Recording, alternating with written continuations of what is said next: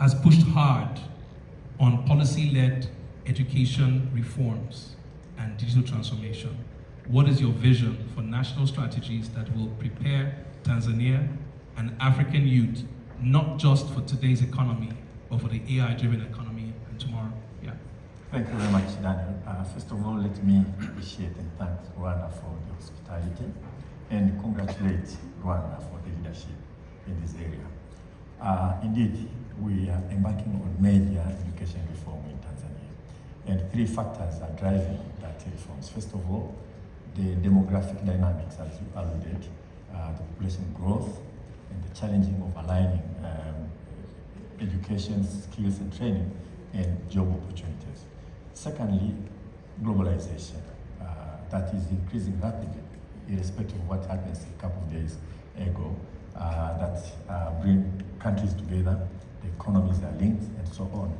And thirdly, the explosion of technological development, that includes digital development, the IE development, and so on. And therefore, the reforms that we are undertaking in Tanzania actually focuses on both quality, relevance, and skills in order to be able to cope with these three factors that are taking place. Now, with respect to explosion of technology, we see the opportunities and potential challenges at the same time to be able to make use of digital development across the world, both as instrument of teaching, but also for us to catch up with production of similar knowledges. And within it, embedded is artificial intelligence that is growing up, is catching up, and it is becoming actually adopted by students in classroom and so on. Now, what do we do in Tanzania in order to be able to address those three areas? First of all, we are reforming or reorganizing the education overall. Instead of having 7 years of compulsory education, we are moving to 10 years of compulsory education. And then we are going to have 2 streams of secondary education. One which will be general education, and the other one will be skills intensive, vocational kind of education. We are reintroducing polytechnics as part of high schools for those who follow the stream of skills intensive, particularly issues of technical knowledge, the digital economy, ICT in general. That's number one.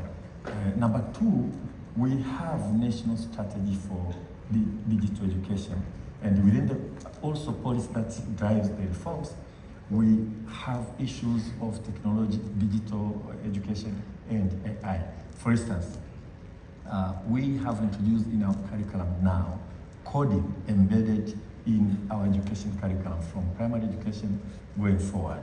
We increased teaching of computer sciences in schools, and as I said, we're going to build about 5 polytechnics in Tanzania that will receive students who will follow skills-intensive technical education, who want to go to high school for 3 years, get a diploma and high school certificate, and mostly will be focusing on digital knowledge and also issues of ICT in general.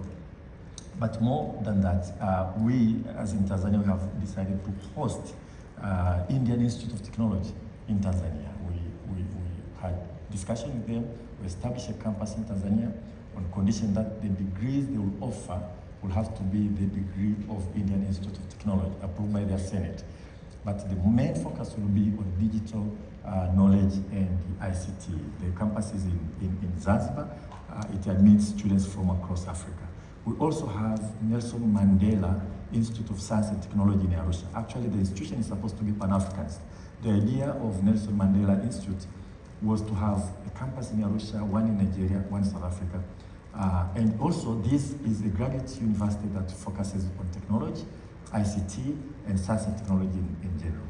We are focusing within the reforms on issues of STEM to promote them by offering specialized scholarship now for high school students who want to move on to ICT, to mathematics, natural sciences, engineering, and medical sciences. But moreover, I can see you are looking at me all the time, we have, this year we're going to introduce a new scholarship, 5 billion Tanzanian shillings, to send high school students overseas for training in areas where they can both train at the university for first degree, but at the same time will have an opportunity to be able to work with companies, places like Dublin and universities near Silicon Valley, And you are actually looking for partnerships, those who can match the fund so that you can increase the numbers. Those who will finish high school, will keep them in Tanzania for 1 year, give them proper orientation, and then they will get a scholarship.